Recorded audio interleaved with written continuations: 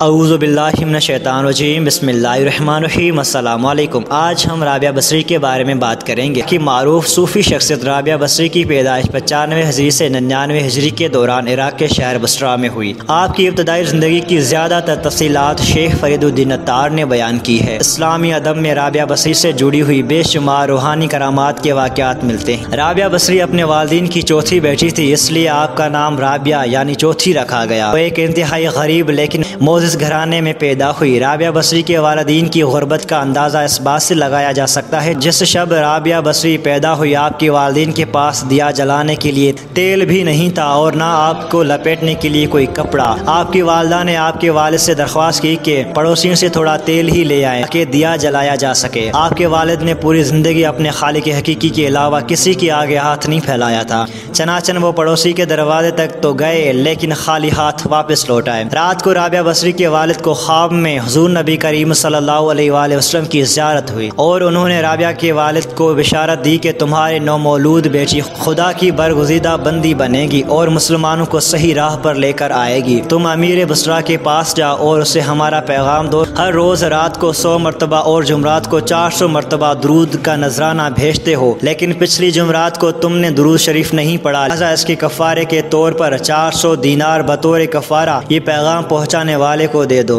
राबिया बसरी के वालिद उठे और अमीर बसरा के पास पहुँचे। उस दौरान आपकी आंखों से खुशी के आंसू जारी थे। जब अमीर बसरा को राबिया बसरी के वालिद के जरिए हुजूर नबी करीम सल्लल्लाहु अलैहि वसल्लम का पैगाम मिला तो ये जानकर इंतहाई खुश हुआ कि वो नबी आखिर ज़मां की नज़रों में हैं। इसने शुक्राना के तौर पर फ़ौरन 1000 दीनार गुरबा में तकसीम कराए और 400 दीनार राबिया बसरी के वालिद को अदा किए और उनसे दरख्वास्त की कि जब भी किसी चीज़ की ज़रूरत हो तो बिला झिझक तशरीफ़ ले आइएगा। कुछ अरसे बाद राबिया बसरी के वालिद इंतकाल कर इस इस्लाम में बसरा के सख्त कहत ने अपनी लपेट में ले लिया। कहत के दौरान आप राबिया बसरी अपनी बहनों से बिछड़ गई। एक बार राबिया बसरी एक काफिले में जा रही थी कि काफिले को डाकू ने लूट लिया और डाकुओं के सरगुना ने राबिया बसरी को अपनी तहवील में ले लिया और आपको लूट के माल की तरह बाजार में लोंडी बनाकर भेज दिया। आपका आका आपसे इंतहाई सख्त मेहनत व मुशक्कत का काम लिया करता था। इसके बावजूद आप दिन भर में काम करती और रात भर इबादत करती रहती और दिन में भी ज्यादातर रोजे रखती। इत्तफाकन एक दफा राबिया बसरी का आका आधी रात को जाग गया और किसी के गिरियाजारी की आवाज सुनकर देखने चला कि रात के इस पहर को कौन इस तरह गिरियाजारी कर रहा है। वो ये देखकर हैरान रह गया कि राबिया बसरी अल्लाह की हुजूर सरबसजूद हैं और निहायत आजी के साथ कह रही हैं, ए अल्लाह तू मेरी मजबूरियों से खूब वाकिफ है। घर का काम काज मुझे तेरी तरफ आने से रोकता है। तू मुझे अपनी इबादत के लिए पुकारता है, मगर मैं जब तक तेरी बारगाह में हाजिर होती हूँ नमाजों का वक्त गुजर जाता है, इसलिए मेरी माज़रत कबूल फरमा और मेरे गुनाहों को माफ़ कर दे। अपनी कनीज़ का ये कलाम और इबादत का ये मंजर देखकर राबिया बसरी का मालिक खौफ खुदा से लर्ज़ गया। इसने ये फैसला किया कि ऐसी अल्लाह वाली कनीज़ से अपनी खिदमत कराने की बजाय बेहतर ये होगा कि खुद उसकी खिदमत की जाए। सुबह होते ही वो आपकी खिदमत में हाजिर हुआ और अपने फैसले से आपको आगाह किया। इसने कहा कि आज से आप मेरी तरफ से आज़ाद है। अगर आप इस घर में क़याम करें तो मेरी खुश नसीबी होगी, वगरना आप अपनी मर्जी की मालिक हैं। ताहम अगर आप यहाँ से कूच कर जाने का फैसला करती हैं तो मेरी बस एक दरख्वास्त है कि मेरी तरफ से की जाने वाली तमाम ज़्यादतों को इस ज़ात के सदक़े माफ़ कर दें जिसकी आप रातों को जाग कर इबादत किया करती हैं।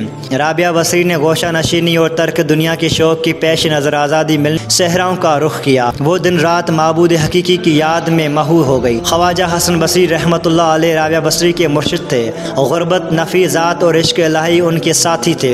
उनकी कुल हयात एक टूटा हुआ बर्तन, एक पुरानी दरी और एक ईंट थी जिससे वो तकिए का काम भी लेती थी। वो तमाम रात इबादत व रियादत में गुजार देती थी और इस खौफ से नहीं सोती थी कि कहीं इश्क़ इलाही से दूर न हो जाए। जैसे जैसे राबिया बसरी की शोहरत बढ़ती गई आपके चाहने वालों की तादाद में इजाफा होता गया। राबिया बसरी की बारगाह में बड़े बड़े उल्मा न्यासबंदी के साथ हाजिर हुआ करते थे। उल्मा से सरफहरिस्त हज़रत इमाम सुफियान सौरी हैं जो इमाम अजीम अबू हनीफा रज़ी अल्लाह तआला अन्हुमा के हम असर थे और जिन्हें अमीरुल मोमिनीन फिल हदीस के लक़ब से भी याद किया जाता है। और राबिया बसरी के शादी के लिए कई पैगामात आए, जिनमें से एक पैगाम अमीर बसरा का भी, चूँकि आपके पास सिवाय अपने परवरदिगार के और किसी चीज़ के लिए वक्त था और ना तलब। इरशाद राबिया बसरी है, एक मरतबा हज़रत राबिया बसरी जज़ब की हालत बुसरा की गलियों में एक हाथ में मशल और दूसरे हाथ में पानी लिए जा रही। लोगों ने उनसे पूछा कि ये आप क्या करने जा रही हैं? तो राबिया बसरी ने जवाब दिया कि मैं इस आग से जन्नत को जलाने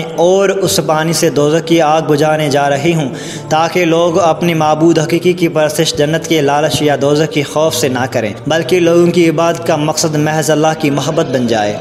एक मरतबा राबिया बसरी से पूछा गया कि क्या आप शैतान से नफरत करती हैं? खुदा की मोहब्बत ने मेरे दिल में इतनी जगह ही नहीं छोड़ी कि इसमें किसी और की नफरत या मोहब्बत समा सके।